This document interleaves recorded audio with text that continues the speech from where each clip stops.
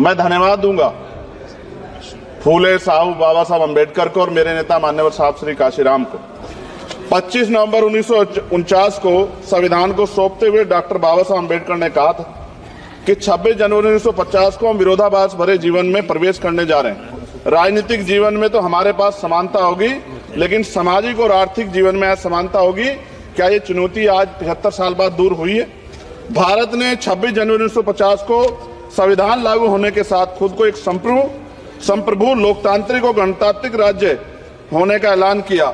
लेकिन सर, उस समय संविधान की स्थिति ये थी कि जैसे गांव का कोई आदमी, मैं 50 की बात कर रहा हूं, वो 50 साल पहले शहर में आ जाता और बड़े लोगों की महफिल में चला जाता, उस जहां वो खाना खा रहे हो, और वो टेबल पे नैपकिन को खा के जो है कि कहता कि ये तो फीका, क्योंकि वो जानता ही नहीं था, वो समझता नहीं था संविधान को, संविधान है क्या। संविधान उसके लिए महज दस्तावेज था।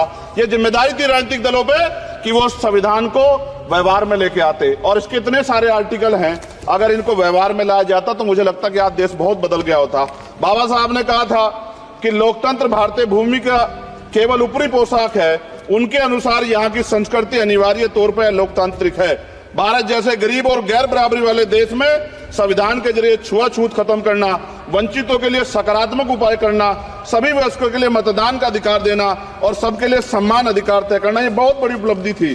सर, ये संविधान है कि आप वहां बैठे हैं और मैं यहां खड़ा होकर अपनी बात रख रहा हूं, और इस देश में आदिवासी महिला के तौर पे जो है राष्ट्रपति बनी है, और प्राइम मिनिस्टर तो नहीं बना, लेकिन शेड्यूल कास्ट के बड़े नेताओं को भी जो है राष्ट्रपति बनने का मौका मिला। इस संविधान की देन, अगर वोट हम पे नहीं होता तो शायद अमीर और जो राजा महाराजा खुद को मानते हैं हमारी गलियों तक नहीं आ पाते, हमारे हाल नहीं जान पाते।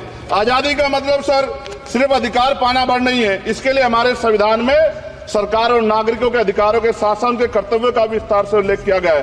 बाबा साहब ने संविधान सभा में दिए गए भाषण में कहा था कि स्वतंत्रता आनंद का विषय है, पर अब हमें अपनी जिम्मेदारियों पर भी ध्यान देना होगा।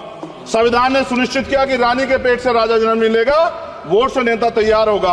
आर्थिक बराबरी के लिए सरकार क्या कर रही है?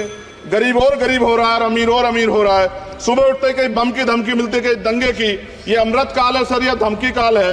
कितना बढ़ रहा है आर्टिकल 15 सर। भारत में आज भी घोड़ी चढ़नी बैठती होती है। सर, क्या दलितों को यहाँ भी बोलने का सर, अगर सबको 4 मिनट दे दो, ये भेदभाव नहीं चलेगा दलितों के साथ। Time is 4 minute, don't waste भाई सर, आप क्या करो, अगर सबको 4 मिनट दिए तो आप मना करो, मैं बंद कर देता हूँ उसको। क्या दलितों को सबसे आखिरी में नंबर मिलेगा और बोलने का मौका मिलेगा? क्या मजाक कर रहे हैं सर आप? नो, ये all independent people are having only 4 minutes. You take sir, independent में अपनी पार्टी का मेंबर हूँ सर, और जीत के आया हूँ सर, किसी के दया में नहीं आया। Take 1 minute and finish. Sir, कल भी बोले एक दलीय पार्टी के लोग, आप मौका दो सर।